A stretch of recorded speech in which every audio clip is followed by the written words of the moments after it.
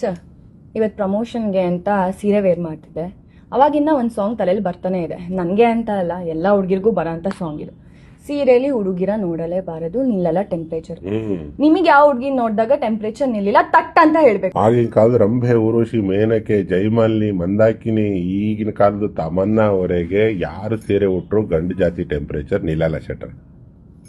ನಿಮಗೆ ಬರೀ ಸೀರೆ ಉಡೋದು ಗೊತ್ತು ಹೆಣ್ಮಕ್ಳಿಗೆ, ಅದನ್ನ ನೋಡೋ ಸೌಭಾಗ್ಯ ನಮಗೆ ಮಾತ್ರ ಗೊತ್ತು, ನಿಮ್ಗೆ ಗೊತ್ತಾಗಲ್ಲ. ಅದು ತುಂಬಾ ಚೆನ್ನಾಗಿ ಕಾಣಿಸ್ತಿದೆ ಸೀರೆ. Thank you sir. Sir, okay, ಗಂಡು ಮಕ್ಳಿಗೆ ಅಂತ ಒಂದು ಸಾಂಗ್ ಬರೋದ್ರಿ.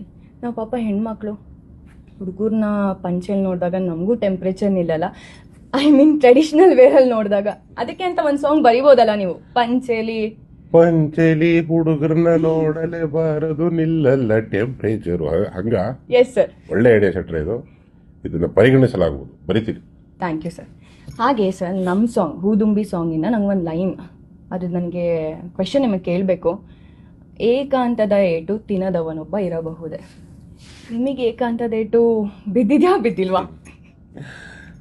ನನಗೆ ಅಷ್ಟೇ ಅಲ್ಲ ರೀ, ನೀವು ಆಫೀಸಲ್ಲಿ ಇನ್ಯಾವ ಗಂಡು ಹುಡುಗ ಇದ್ರು ಕೇಳಿ, ಸಿಗ್ನಲಲ್ಲಿ ಹೋಗಿ ಕೇಳಿ, ಅಲ್ಲೊಬ್ಬ ಟ್ರಾಫಿಕ್ನಲ್ಲಿ ನಿಂತಿರ್ತಾರಲ್ಲ ಅವ್ರನ್ನ ಕೇಳಿ, ಯಾರದೇ ಗಂಡು ಹುಡುಗನ ಕೇಳಿ, ಡಿಫಾಲ್ಟ್ ಸೆಟಪ್ಪಲ್ಲಿ ದಿನಕ್ಕೆ 20 ಸತಿ ಏಕಾಂತದ ಏಟು ಬೀಳುತ್ತೆ ನಮ್ಗೆ.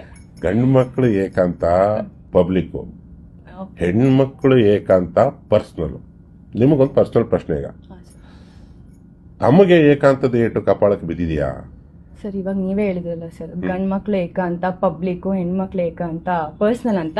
ಅದು ಪರ್ಸ್ನಲ್ ಆಗೇ ಇರಲಿ, ಪ್ರಮೋಷನ್ಸ್ಗೆ ಲೇಟ್ ಆಗ್ತದೆ, ಹೊರಡೋಣ ಬನ್ನಿ ಸರ್. ಆಯ್ತು, ತಪ್ಸ್ಕೊಂಡ್ಬಿಟ್ರು ಶೆಟ್ಟರ್, ತಪ್ಸ್ಕೊಂಡ್ಬಿಟ್ರು.